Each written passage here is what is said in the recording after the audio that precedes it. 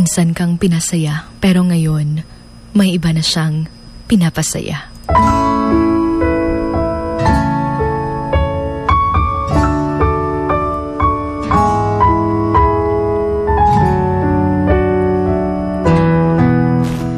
Kung sino pa yung taong pinagkatiwalaan mo. Kung sino pa yung taong minahal mo ng buo.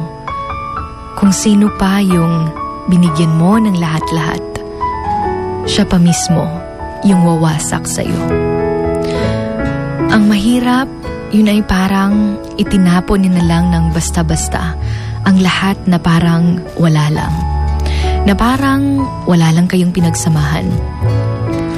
Minsan pa nga, sa lahat ng mga magandang nagawa mo para sa kanya, ikaw pa mismo yung masama sa mga kwento niya. Yung feeling na pinasaya mo naman siya. Wala gyud ka nagkulang. Pero iba na pala yung pinapasaya niya. Mahirap tanggapin na hindi lahat ng minahal mo ay mamahalin ka rin pabalik. Na hindi lahat ng mga nangako sa'yo ay talagang tuto pa rin lahat ng pangako sa'yo. Kanang moingon nga, di jud ti ka kayang biyaan, nga di jud na ako kaya nga wala ka. Di jud ko mangita og lain. Ikaw ra. Pero biglang nawala yung mga pangakong yun nung may pinapasaya na siyang iba. Marami kang katanungan sa iyong isipan. Isa na yung, bakit?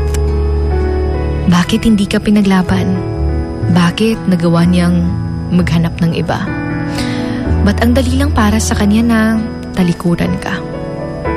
Yung akala mo, road to forever na. Pero hindi pala. Yung akala mo, sasamahan ka pa hanggang doon pa sa dulo.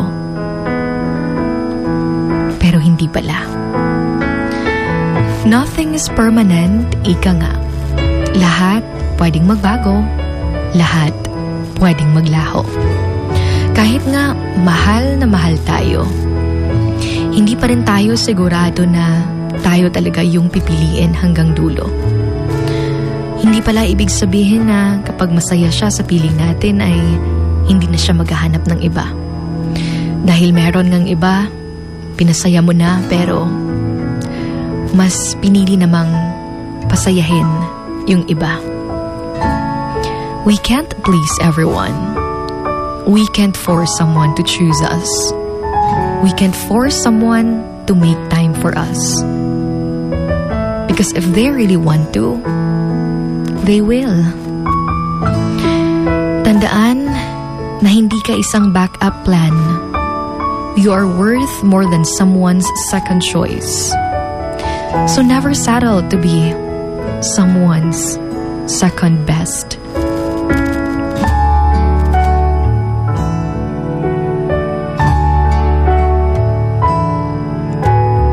Ito po ang inyong hugot babe, Sugar Dolly, na nagsasabing, you will be happier being on your own than being in a one-sided relationship.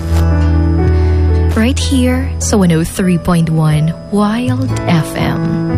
This is Emotions Going Wild. Emotions Going Wild. Wild FM. Emotions Going Wild. Wild FM.